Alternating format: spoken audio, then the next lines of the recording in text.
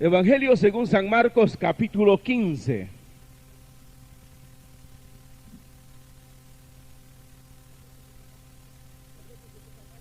Evangelio según San Marcos, capítulo 15, verso 29. La palabra del Señor dice: y los que pasaban le injuriaban, meneando la cabeza y diciendo: va, tú que derribas el templo de Dios y en 3 días lo reedificas, sálvate a ti mismo y desciende de la cruz. De esta manera también los principales sacerdotes, escarneciéndose, decían unos a otros con los escribas: a otros salvó, a sí mismo no se puede salvar.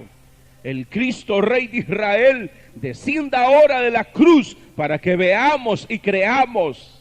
También los que estaban crucificados con él le injuriaban.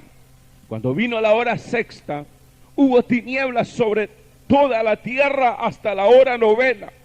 Y a la hora novena Jesús clamó a gran voz diciendo: Eloí, Eloí, lama sabactani, que traducido es: Dios mío, ¿por qué me has desamparado? Y algunos de los que estaban ahí decían al oírlo: mirad, llama a Elías. Y corrió uno y empapando una esponja en vinagre y poniéndola en una caña, le dio a beber diciendo: dejad, veamos si viene Elías a bajarle. Mas Jesús, dando una gran voz, expiró. Entonces el velo del templo se rasgó en 2 de arriba abajo. Y el centurión que estaba frente a él, viendo que después de clamar había expirado así, dijo: verdaderamente este hombre era hijo de Dios. Aleluya. Pueden tomar sus asientos, queridos hermanos.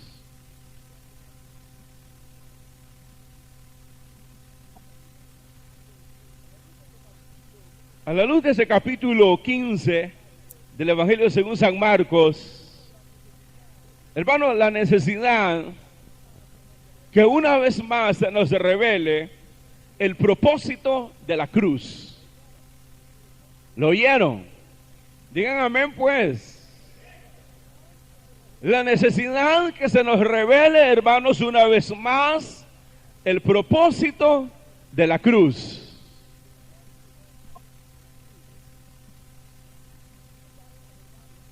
Usted sabe, hermanos, que la cruz ha sido inexplicable e incomprensible para la humanidad.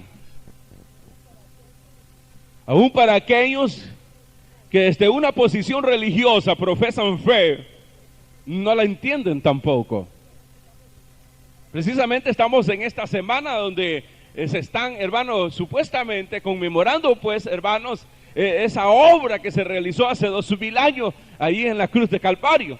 Pero sin embargo lo que se muestra es, hermanos, que no se ha entendido la cruz ni el mensaje de la cruz. Ha sido incomprensible. Para el cristiano lo mismo, que aunque ya lo ha leído en las Escrituras y le es un tema muy común, también le ha sido muy difícil digerirlo, hermanos, en su corazón. Porque todos aquellos que ya le dieron su corazón a Cristo y que se han emprendido a leer las Escrituras, hermanos, yo sé que ya para ustedes como cristianos, y ya los que tienen ya 1 año, 2 años, 15, 20, 30 años, ya, hermanos, el tema de la cruz, hermanos, es un tema común. Es muy común. Que pareciera que al leer esto y predicar de esto, pareciera que ya debe estar esto tan común que ya predicarlos a ustedes como cristianos pareciera ser que ya eso ya no. Y tal vez ustedes han notado, hermanos, cómo las iglesias han caído en el error precisamente de pensar que el mensaje de la cruz está tan trillado, hermanos, que ya se necesita que el pueblo escuche otros temas. Fíjense en esto. Cuando usted se siente cansado para venir a la iglesia, o cuando usted está desanimado o no tiene el ánimo de venir a la iglesia y llega alguien y le dice: hermano, vamos a la iglesia, usted dice, hoy no. Otros han llegado a atreverse a decir, ¿para qué voy a ir si se va a hablar de lo mismo? Porque siempre, cada vez que nos reunimos, hermanos, en la iglesia, se habla de lo mismo, ¿sí o no? ¿Sí o no? Se habla de lo mismo. La predicación de la cruz, el mensaje de la cruz, permanece en el mensaje del evangelio. Permanece en el mensaje de la iglesia. Entonces, hermano, es ahí donde realmente, cuando las cosas se vuelven común, hermanos, y tomamos actitudes así, y no digamos, hermanos, cuando cometemos errores, y no digamos, hermanos, cuando nos ofenden y no estamos dispuestos a perdonar, y etcétera. Todo ello, hermanos, es evidente realmente que no hemos llegado a profundizar realmente donde debiéramos de llegar en el mensaje de la cruz. Digan amén, hombre. Yo no sé por qué vienen tan callados. Les quemó el sol. Y aquí, hermanos, precisamente en el verso 30 donde leímos, dice ahí, sálvate a ti mismo, desciende de la cruz. De esta manera también los principales sacerdotes, escarneciéndose, decían unos a otros con los escribas, a otros salvó, a sí mismo no se puede salvar. Ahí está lo incomprensible de la cruz para el hombre. Y no importa el nivel del hombre, la posición que tenga, ya sean ateos, religiosos, en el caso aquí están hablando, hermano, que lo que dijeron estas palabras fueron los principales líderes de la obra de Dios en ese momento, los sacerdotes, los que, hermanos, precisamente conocían todas las dimensiones, hermanos, de las escrituras. Era de pensar, hermanos, que los sacerdotes con el sumo sacerdote iban a entender el propósito, la obra, la comisión de nuestro Señor Jesucristo. Sin embargo, los miramos ahí, hermanos, siendo parte de la burla, del escarnio de aquel hermano que ahora estaba colgado en la cruz. Entonces, hermanos, si ya se llega a estos colmos, porque se puede esperar de los impíos, se puede esperar, hermanos, de los pecadores, se puede esperar, hermanos, de cualquiera, menos de los principales, hermanos, religiosos, de aquellos, hermanos, que fueron designados por Dios para presentar al pueblo y llevar al pueblo precisamente al trono de la gracia de Dios. Entonces, cuán importante es hacer notar esto, hermanos, precisamente, que los primeros que se burlaron y que de hecho evidenciaron que no habían entendido la cruz, hermanos, eran precisamente los principales sacerdotes. Y si esto, que tenían conocimiento de la palabra de Dios, no entendieron el mensaje de la cruz, hermanos, ¿cuánta necesidad tenemos nosotros de entender realmente la obra de la cruz? Y la única manera es, hermanos, suplicar a Dios de que Él revele precisamente ese mensaje de la cruz. Porque de otra manera, hermanos, estaremos en un medio, en una iglesia, y llevando una cristiandad sin realmente, hermanos, conocer o entender las profundidades, las raíces o el propósito de la cruz. Porque una cosa es saberlo. Ustedes saben que Jesús murió en la cruz, ¿verdad que sí? Contesten, hombre. Los impíos lo saben también. Y no se asusten lo que les voy a decir. También Satanás lo sabe. Los demonios lo saben. Por eso Pablo, hermanos, a una de las iglesias les dijo: creéis en Dios, también los demonios creen y tiemblan. Es decir, hermano, que el tipo de fe, hermano, que tenían no sé si eran los corintios o los filipenses, pero a quienes se los dijo, les estaba diciendo que ese tipo de fe no servía. Porque ese tipo de fe que tenían en Dios, lo tenían también los demonios. Y ahí están los demonios condenados, sin esperanza de salvación. Los religiosos también creen en Dios. Entonces, con respecto a la cruz, lo mismo. ¿Quién no tiene conocimiento, hermano, que Jesús hace 2000 años murió en la cruz de Calvario? Miren los religiosos celebrando su manera ese sacrificio. Nosotros con ese conocimiento, los ateos saben que hace 2000 años hubo alguien que murió en la cruz. Y aquí, hermano, los sacerdotes, los que habían sido designados por Dios y que les había, hermano, revelado, hermanos, la palabra de Dios, no entendieron el propósito divino. No entendieron la cruz. Para ellos, el que estaba en la cruz era un blasfemo. Para ellos, el que estaba en la cruz, un falso Cristo.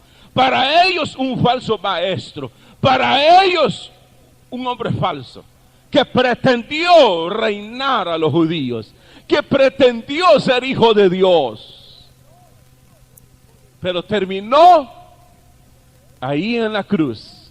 Entonces a ellos no les restaba sino que burlarse y decir estas palabras: sálvate a ti mismo, desciende de la cruz.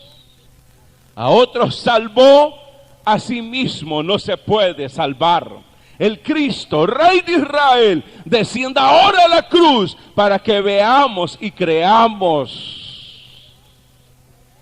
Después que él, hermanos, clamó, hermanos, estas palabras: Padre, ¿por qué me has desamparado? Ellos dijeron: a Elías clama. Fíjense, hermanos, ya ni las palabras de Jesús entendieron. Porque él no le clamó a Elías, él clamó a su Padre. Ya, hermanos, se les había olvidado hasta el hebreo a eso. Según la escritura, hermanos, el tiempo de Cristo se hablaba el arameo. Así es. Imagínense que ya ni el hebreo, hermanos, sabían esto, porque esas son palabras en hebreo que dijo Jesús. Elohim, el trino Dios. Esas son las palabras que uso. Ya ni eso, hermanos. Ahora, si los líderes, hermanos, imagínense, si los líderes, los designados para transmitir la palabra de Dios, no la entienden, ¿cuánto más, hermanos, nosotros? ¿O cuánto más el pueblo? ¿Se imaginan ustedes? ¿Qué gravedad? ¿Qué situación más embarazosa? Porque esto, hermanos, tiene dimensiones grandísimas. Y que de esto dependió precisamente nuestro futuro, nuestro destino. Y si nosotros, hermanos, no entendemos a plenitud el propósito de la cruz, vamos a estar fallando a cada tiempo. Y vamos a estar, hermanos, como el ping-pong, rebotando, la pelota de ping-pong, rebotando. Como dice Santiago, vamos a estar como las olas del mar. Usted sabe que las olas del mar no se pueden mantener. Ahí están, hermanos, inestables. Suben, bajan, ahí están inestables. Y tales personas, dice Santiago, no piensen que van a recibir algo de Dios. Entonces, la situación, hermanos, precisamente se vuelve difícil. Y por eso, hermanos, la cristiandad está sufriendo. Y por eso el pueblo de Dios sufre. Porque precisamente, hermanos, esto pareciera que todavía, hermanos, existe un velo que no le permite entender a plenitud la obra que Jesucristo hizo en la cruz de Calvario. Hermanos, si pusiéramos aquí al frente un ateo, un profesional, un religioso, un predicador evangélico, ¿cuántas personas mencioné? 4. Añadamos uno más, 5 personas. Esas 5 personas que pongamos enfrente pueden hablar de lo mismo y entienden lo mismo. Que murió alguien en la cruz. Sin embargo, los 5 están en una situación espiritual como la estuvieron precisamente los sacerdotes. ¿Y saben qué? Sus discípulos en ese momento se turbaron también.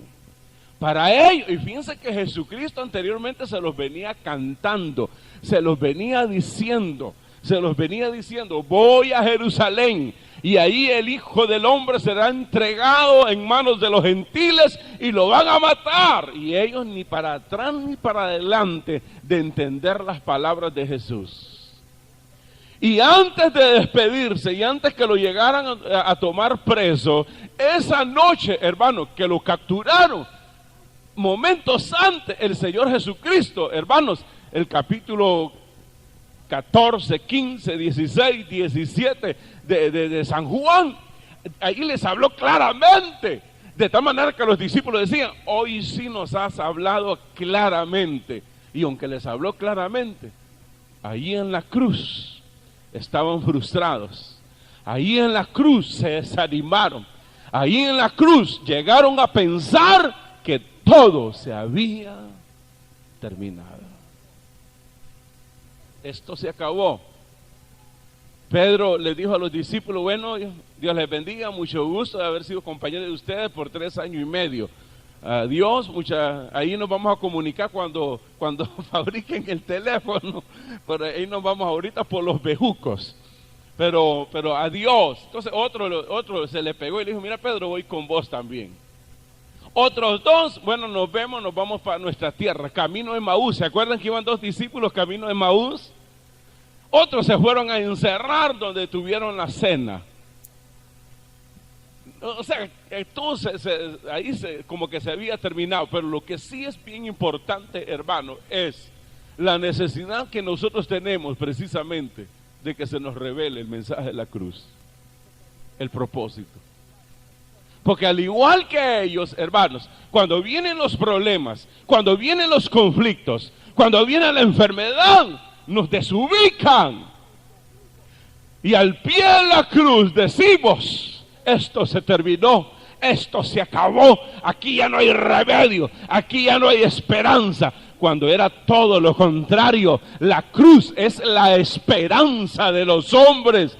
Fue la cruz la que nos vino a abrir las puertas para ir y entrar a la presencia de Dios. Diga gloria a Dios. Es todo lo contrario. Mientras estemos cerca de la cruz hay esperanza. Cuán importante es repetirle esto, ya lo saben ustedes, se lo he venido repitiendo durante esta semana. Las palabras de Jesús. Ante una esperanza tan segura como es la cruz, el Señor Jesucristo dice, no se turbe vuestro corazón.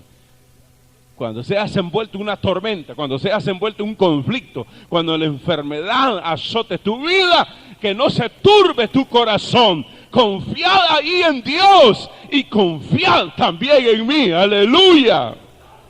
Y esa es la posición que debemos de tener en la enfermedad, en el conflicto, en las pruebas. No antes, porque es que hasta eso no hemos entendido.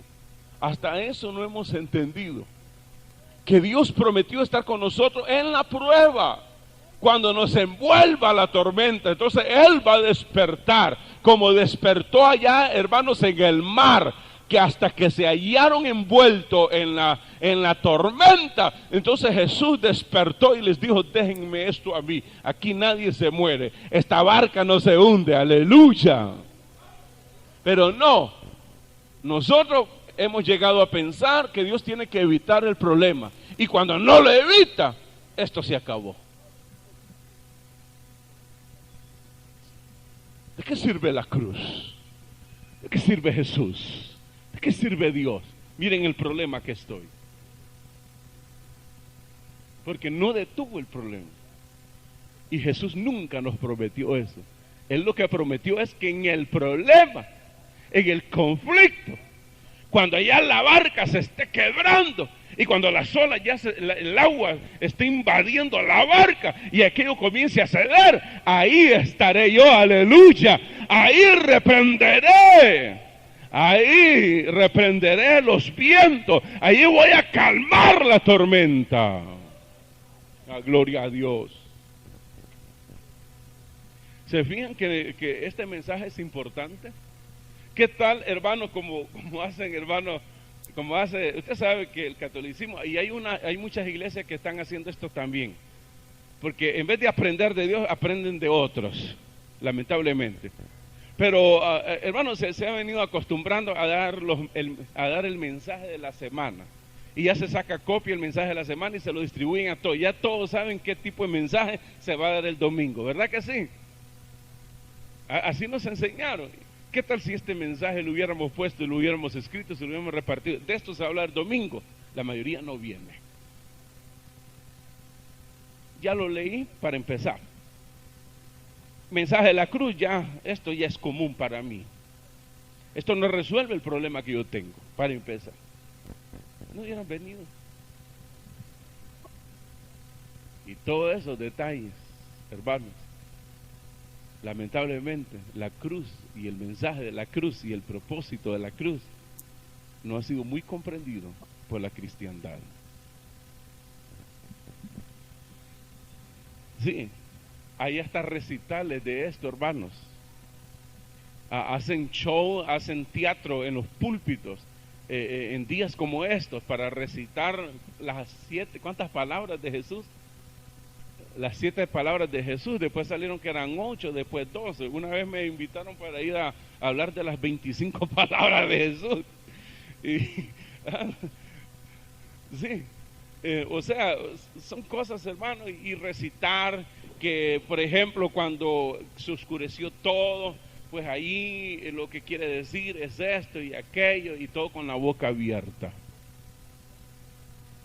Pero el propósito por las cuales estas cosas se escribieron, yo quiero que lea conmigo eso. San Juan capítulo, busquen San Juan por el capítulo 20. El propósito de las escrituras, por ejemplo, capítulo 20, verso 30, dice: hizo además Jesús muchas otras señales en presencia de sus discípulos, los cuales no están escritos en este libro, pero estas se han escrito para que creáis que Jesús es el Cristo, el Hijo de Dios, y para que creyendo tengáis vida en su nombre. Ahí está el propósito de las escrituras. El propósito de la escritura no es para estarlos recitando y para ver quién queda con la boca abierta por las palabras hermosas que se dicen. Eso no sirve. No se trata de eso. Dice ahí que estas cosas se escribieron no para que tengan lástima de Jesús. No es para que hagan retratos de un Jesús martirizado y que todos sentimentalmente tengan piedad de Él. No. ¿Saben lo que? Asústense de esto los que no sabían. Isaías dice que no había parecer en Él. Te lo voy a decir pues ya en palabras nicaragüenses. No era guapo el hombre. No había buen parecer en él para empezar. Y cuando lo vieron todo golpeado, dice que daba terror mirarlo. Hermano, ¿nunca han visto un hombre, hermano, moreteado? ¿Cómo se deforma? ¿Nunca han visto un hombre así? ¿Lo han visto ya? ¿Verdad que da cierto aspecto de... Es como querer agarrar un ratón, una rata. Eso causa, en vez de causar lástima, causa otra cosa. Así dice Isaías. Sin embargo, ahora, ¿por qué sucedió así? Porque la idea de Dios es que entendamos sus propósitos y sus designios. Y por eso no hubo buen parecer en él. No es como lo pintan ahora. Ese hombre, a saber quién es el que fotografiaron o pintaron ahí, pero en él no hubo un buen parecer. Y cuando fue golpeado, no fue digno de lástima.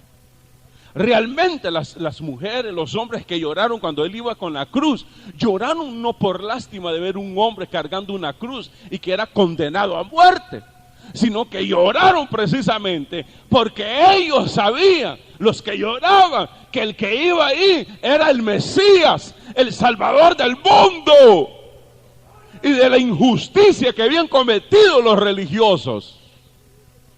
No crean que Pobrecito el hombre, qué lástima. Miren cómo da lástima el pobre hombre. Miren cómo sangre, miren cómo...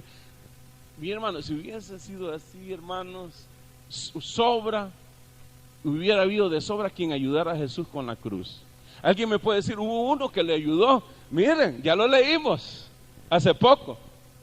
Ese no le ayudó de buen gusto, no le ayudó porque le dio lástima. Ese estaba ahí, iba pasando para empezar. Él iba pasando, vio la multitud que pasa ahí y de repente un soldado lo agarra del pelo. Vení vos para acá y lleva esa cruz. Y dice que lo obligaron a llevar la cruz. Amén.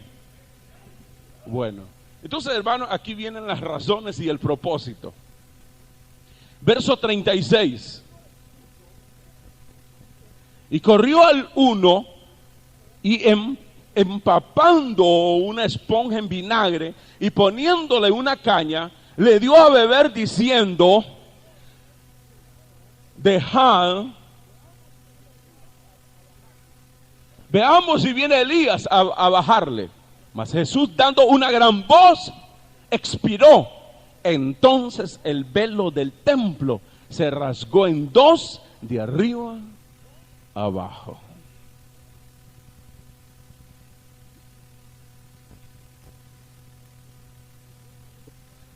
¿Y eso qué? Pues ustedes lo leyeron conmigo y a saber qué entendieron ahí.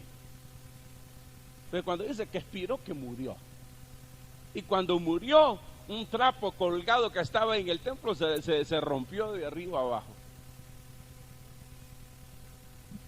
Fíjense que cuando yo leí todo eso, yo así estaba, hermanos, precisamente. Lo leía y Señor, es tan grande la dureza del corazón de uno, le digo que esto ya no lo conmueve a uno, esto ya no lo hace saltar a uno ni nada. Por favor, ayúdame.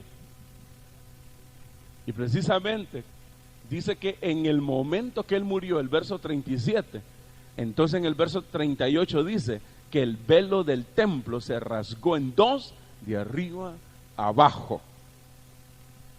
Es decir, que aquí está la razón por la que Jesús llegó a la cruz. Y como decían sus enemigos, la razón del por qué él no se pudo salvar de la cruz. Ajá, ¿por qué?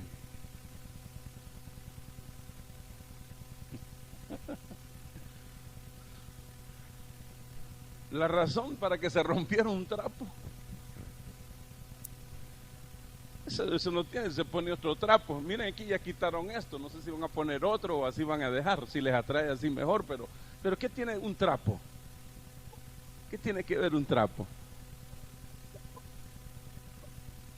Es ahí, hermanos, donde necesitamos esa revelación de Dios. Que la obra de Cristo y su muerte no fue en vano.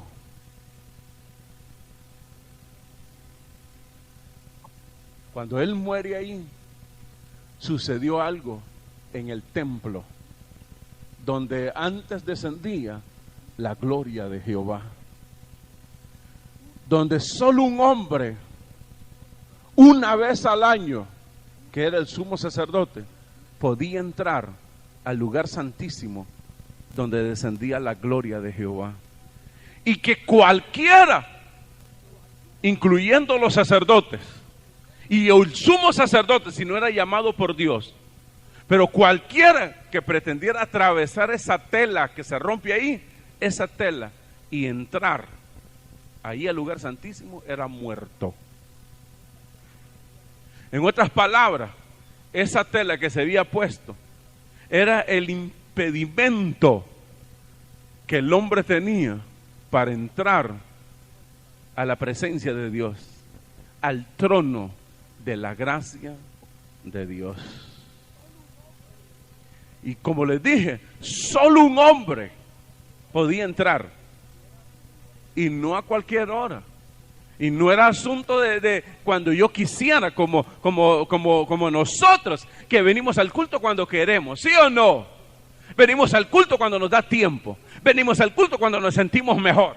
Venimos al culto. por cualquier cosa. Nos damos el lujo de decir, hoy no voy. Nos damos el lujo de decir, ya no voy.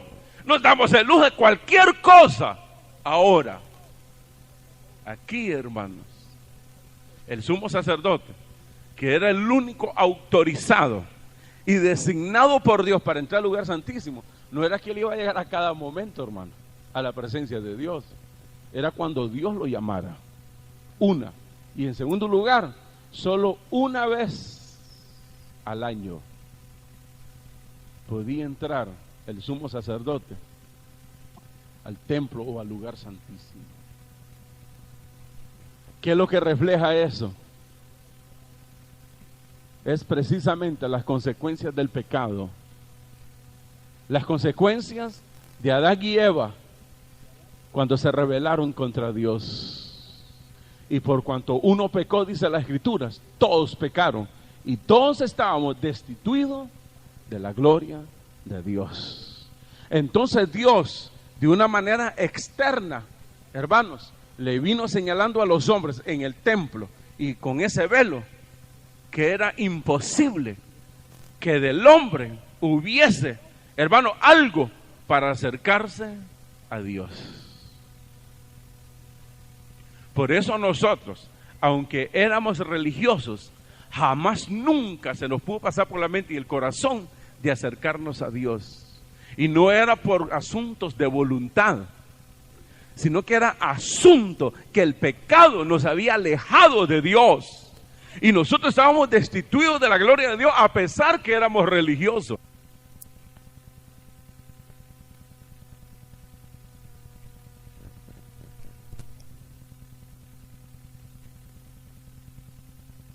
Diga gloria a Dios. Hasta ese día. Entonces ahí, hermanos, cuando el Señor Jesucristo muere y se rompe esa tela que le acabo de mencionar y que dice aquí, léalo una vez conmigo pues para que lo entienda. Mas Jesús, dando una gran voz, verso 37, expiró. Entonces el velo del templo se rascó en dos, de arriba abajo. Es decir, hermanos, que allá en el templo, lo que dividía el lugar santo con el lugar santísimo, ese velo, en el momento que Jesús muere, ese velo se rompe, ese velo se abre, se rompe. Cuando murió Jesús en la cruz, Hebreo lo explica diciendo que precisamente Jesús tuvo que morir, que hubo necesidad de esa cruz para que ese velo se rompiera. En otras palabras, para que se rompiera, hermanos, lo que nos estaba impidiendo entrar a la presencia de Dios, que era precisamente el pecado. Cuando Jesús muere en la cruz del Calvario, toma nuestras rebeliones y su sangre nos limpia de todo pecado, de tal manera que en cada uno de nosotros vino quitando esa barrera, vino quitando el estorbo, la frontera, lo que impedía el acceso a Dios. Él ese día lo rompió, aleluya. Y el día que el Espíritu Santo reveló a Jesús en tu corazón, ese día se rompió ese velo. Ese día tú, y de ahí en adelante hasta hoy, tú tienes acceso al trono de la gracia de Dios. Aleluya. Y ya no como el sumo sacerdote, que solo una vez al año podía entrar. Nosotros podemos entrar al lugar santísimo en cualquier hora, en cualquier momento, las 24 horas del día. Podemos estar en la presencia de Dios. Podemos clamarle. Cuando usted dobla sus rodillas y cuando usted ora, en ese momento usted está al borde del trono de la gracia de Dios. ¿Entiende eso? ¿Entiende las dimensiones de la cruz? ¿Entiendes ese mensaje de la cruz? ¿Entiende lo que hizo Jesús allá y que su obra no ha sido en vano? Cuando estés en conflicto, cuando una enfermedad te apremie y tú dices, me muero, o hay un problema y tú dices, no hay remedio. No, en ese momento ve al pie de la cruz. Y otra vez ahí al pie de la cruz entiende que ahí se quitaron y se botaron todos los muros, aleluya, que ahí, hermanos, se nos abrió la puerta para entrar donde está Dios. Y Dios es la fuente de vida, y para Él no hay nada imposible. Cuando Dios visitó a Abraham, para Sara y para él pareciera ser que Dios los visitó muy tarde. Ellos desde que se casaron venían, hermanos, con el anhelo de un hijo, ¿se acuerdan? Querían un hijo, pero la muchacha en ese momento era estéril. Sara era estéril. Y Dios los llamó y estuvieron bajo una promesa de Dios. Y ellos en su momento, Señor, un hijo. Nada, hermano. Cuando llegaron a la vejez, viene el pensamiento a la ancianita, a Sara. Dice, mi marido ya está envejecido. Yo ya no arranco, ya hasta se le había ido. La costumbre de la mujer ya se le había quitado. Además que era estéril, la costumbre de la mujer ya, o sea, ya estaba, ella ya decía, bueno, yo ya estoy liquidado, dice. Pero este viejito todavía tiene fuerza. Con este viejito puedo lograr algo. Este viejito todavía aguanta un arranque. Todavía aguanta la batería, todavía aguanta si lo pongo en bajada, yo sé que va a arrancar. Y tal vez la única arrancada que va a dar. Y se va donde el viejito y le dice, mira viejito, tú sabes que ya la costumbre de la mujer, ya estoy vieja, ni fuerzas para parir en caso que concibiese. Así que aquí está todo anulado. Hagamos una cosa, viejo. Vos como viejo zorro, pero vos todavía tenés, no sé si la última, pero todavía tenés fuerza. Te voy a traer a Agar, mi sierva. Métete con ella. Quizás Dios, a través de mi sierva, vamos a tener un hijo. Es decir, ellos comenzaron a buscar otras opciones, porque con Dios para ellos, el caso estaba perdido. Y ustedes saben, se tuvo a Ismael creció, 12 años parece, llegó el muchacho, y ellos llegaron al momento donde ya Abraham tampoco ya no arrancaba, hermano. A ese aunque lo pusieran en bajada ya no arrancaba. Y cuando ya los dos ya no tenían fuerzas y que estaban al borde de la muerte, entonces llegó Dios. Llegaron 3 personajes, uno de ellos, el Señor. Y se sentaron con él. Y Sara, bueno, las mujeres tienen esa virtud. Sara detrás oyendo para ir a contar. Ahí está oyendo la plática. Y de repente dice el Señor a Abraham, Abraham le dice, no me has dado prole. Tan siquiera a Ismael, pues, que es mi hijo, aunque no sea hijo de Sara, pero es nuestro hijo, tan siquiera él que reciba la promesa. No, he venido a decirte que te voy a dar una prole, les voy a dar un hijo.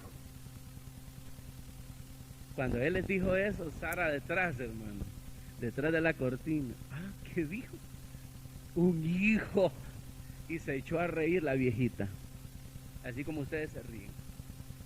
Se echó a reír la viejita.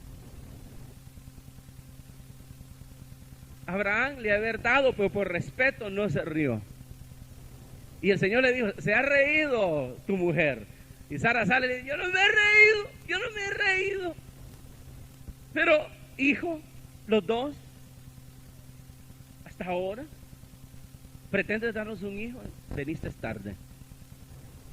Miren, hermano, el mensaje. Y es el mensaje que nos da la cruz. Que lo que sucedió en la cruz, de aquí en adelante, y mayormente para aquellos que el Señor les ha revelado su salvación, que son los cristianos, para Dios nunca, y para nosotros nunca debiera ser la visita de Dios en nuestra vida tarde. ¿Lo oyeron? Nunca. Tú que estás en el conflicto, en el problema, en la necesidad, en la enfermedad, no digas eso. Si el Señor me visita ahorita, lo que le diría es, veniste tarde. Nunca para Dios hay una llegada tarde. ¿Saben lo que le dijo Dios a Abraham? ¿hay alguna cosa imposible, difícil para mí? Nunca. Lo que nos muestra la Escritura y el testimonio que hemos tenido nosotros es que Dios no llega ni antes ni después, sino que su presencia en nosotros, en medio de los conflictos, es oportuno. Entiende eso. Que Él es nuestro, por eso la Escritura no se equivoca diciendo que Él es nuestro pronto socorro, pero no pronto socorro como nosotros lo concebimos, de que queremos de que Él nos atienda antes que venga el conflicto. Señor, detén esto, y no se detuvo. Dios mío, ¿y ahora para qué? Ahí vamos a orar por usted. ¿Y para qué? Llegue a la iglesia, ¿para qué? ¿Para qué? Pero mire, ¿para qué? ¿Para qué? Pues aquí está, ¿para qué? Que hace 2000 años, en esa cruz, precisamente, se abrieron las puertas de los cielos, donde hay un Dios que es oportuno para ayudarnos y para salvarnos, y que sus intervenciones jamás son tarde. Nosotros, porque estamos bajo este cielo, nosotros estamos limitados al tiempo. Nosotros contamos los días, los meses, los años, contamos las horas, los minutos y todo. Imagínense pensar, fíjense que muchos dirán, hermano, hace 2000 años que sucedió esto, pero ya pasó mucho tiempo, el Señor no viene, ya no va a venir, eso fue mentira. 2000 años, ya basta. Ahora póngase al tiempo de Dios y se va a dar cuenta que esos 2000 años, para Dios, y todavía poniéndolo en el plano humano, para Dios esos 2000 años apenas son 2 días lo que han pasado. Para Dios fue ayer que murió para darnos a nosotros la salvación. Entienda eso, que si usted está bajo el tiempo y tiene limitaciones con el tiempo, Dios está fuera del tiempo. Para Él nunca será una intervención a favor nuestra tarde. Nunca. Nunca.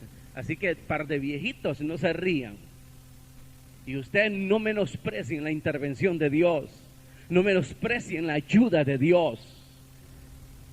Porque para Él, primero, no hay ninguna cosa difícil. Y en segundo lugar, Él nunca llega tarde.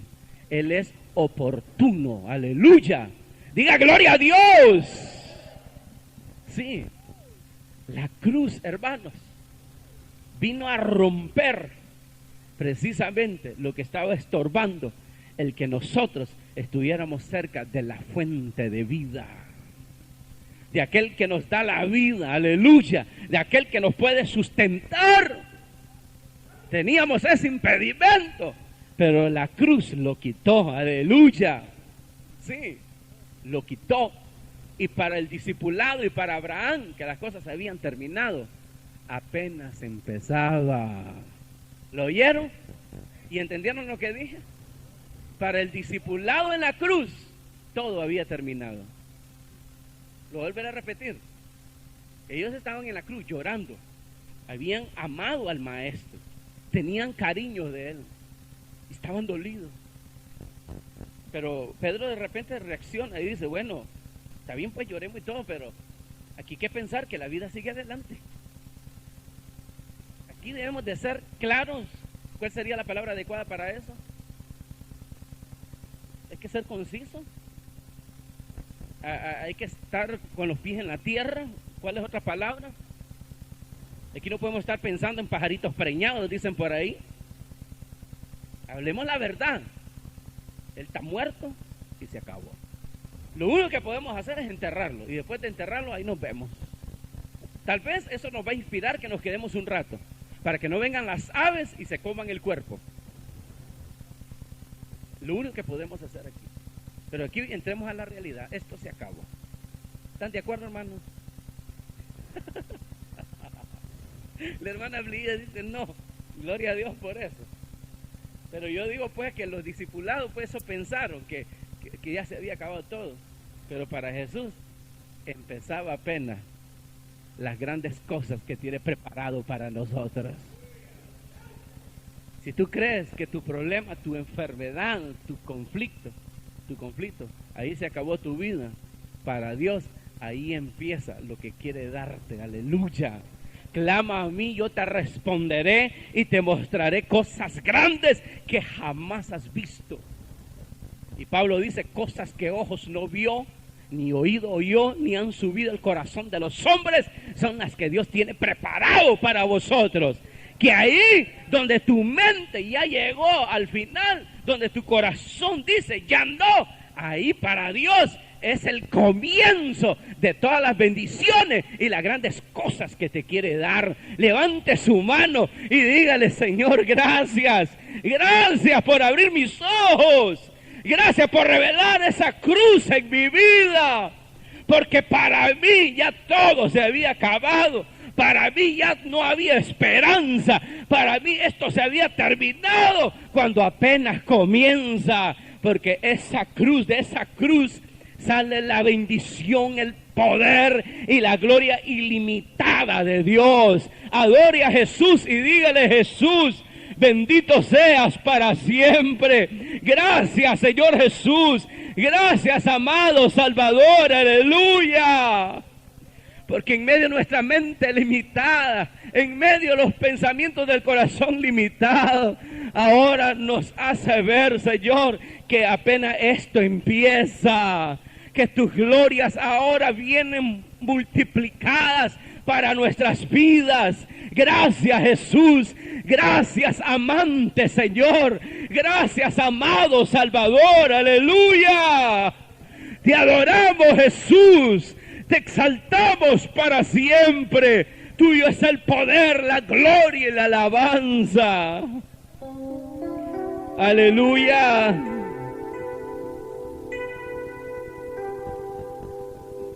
Aleluya. Levante sus manos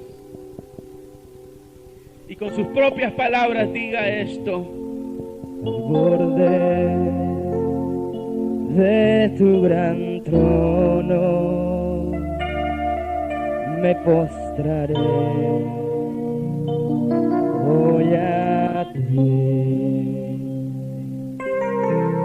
tu reina sobre principado. Confiéselo, confiéselo con toda su alma. Sentado a la diestra de Dios, exáltate